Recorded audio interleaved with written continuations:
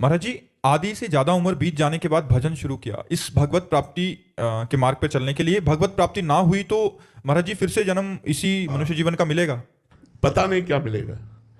भरत जैसे महापुरुष को अगला जन्म हिरण का मिलता है, हम तुम्हारे लिए गारंटी कैसे दे सकते हैं कि आप मनुष्य ही बन सकते हो। भरत जैसे महापुरुष को अगला जन्म हिरण का प्राप्त हुआ, चूक हो गई, हिरण पर ममता हो गई, तो अपने को कैसे कह सकते? पता नहीं क्या बनना पड़े। हाँ, एक गारंटी देते हैं, यदि हर श्वास में नाम जप करोगे तो चाहे आज ही मृत्यु क्यों ना हो जाए, तुम्हें भगवत प्राप्ति हो जाएगी।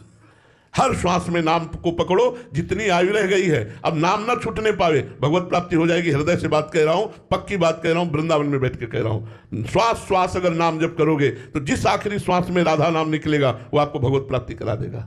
नाम जप को पकड़ो, सब बात बन जाएगी। अर्चना जी, राधे राधे। महाराज जी, महाराज जी, जीवन के सुख दुख दूसरों के व्यवहार पर निर्भर हो जाते हैं। इस परिस्थिति में महाराज जी सम कैसे रहा? नहीं नहीं, ये गलत है। बहुत अज्ञानी है जो दूसरों के प्रति अपने दुख सुख को, कि दूसरा जैसा करता है, अगर वो हमारे साथ अनुकूल व्यवहार करता है तो मैं सुखी, प्रतिकूल व्यवहार करता है दुखी, वो तो घोर अज्ञानी है।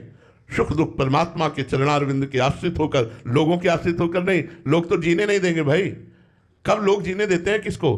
कब चैन से चलने देते हैं? कैसे भी चलो वो तो आपको दुखी करेंगे। चाहे जितना परोपकार करो आपको परिणाम में दुख मिलेगा, चाहे जितना आप हित करो परिणाम में आपको गाली देगा। संसार का स्वरूप ऐसा है। हम लोगों के दिए हुए सुख दुख से सुखी दुखी ना हो, हम परमात्मा के चिंतन से सुखी रहे और दुख को परमात्मा के चिंतन के प्रभाव से सह ले, ऐसे हमें बनना चाहिए। व्यवहार में तो बहुत कड़वा है व्यवहार, इसमें तो कितना भी आपको परिणाम में दुखी मिलेगा। संसार ऐसा है। महाराज जी, आपके जीवन में कभी ऐसा हो? पूरा जीवन ही यही है, पूरा जीवन ही है। किसी भी संत का जीवन देख लो, परोपकार करने पर भी परिणाम में प्रतिकूलता ही मिली, अनुकूलता नहीं मिली। अरे पूरा जीवन दुख में गया भाई।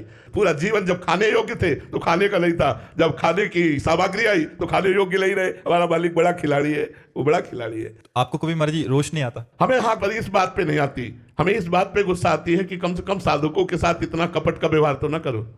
जो तुम्हारे लिए जिंदगी समर्पित किए हैं, इतना छुपाव तो मत करो। एक बार मुस्कुरा के अगर उनके मानस पटल पर प्रकट हो जाओगे तो काम क्रोध आदि की जो वृत्तियां उनको जलाती हैं वो नहीं जलाएंगी। हम इस बात पर उनसे नाराज हैं। ठाकुर जी से नाराज हैं तो इस बात पे नाराज हैं कि यार तुम हो, सब जगह हो और सर्व सामर्थ्यशाली हो, सर्वत्र हो, सर्वशक्तिमान हो, तो जिन्हों को आपने अपनी शरण में घसीटा है उनको घसीट के छोड़ दिया। अब बेचारे काम क्रोध लोभ आदि के शिकार हो रहे हैं। यार ऐसी कृपा करो, मंद मंद मुस्कुरा कर एक बार झांकी दिखा दो, दुनिया का सारा राग मिट जाएगा और वो आपके प्रति आशिक हो जाएंगे, प्रेमी हो जाएंगे। बस इस बात से कभी कभी उनको डांटते रहते हैं। नहीं, हम ये चाहते हैं कि कम से कम जो आपको नहीं चाहते वो बात अलग है, लेकिन जो आपकी चाह के लिए फकीर बन गए, लंगोटी लगा ली, भीख मांग के खाते हैं, अरे उनके मन में तो काम न सता।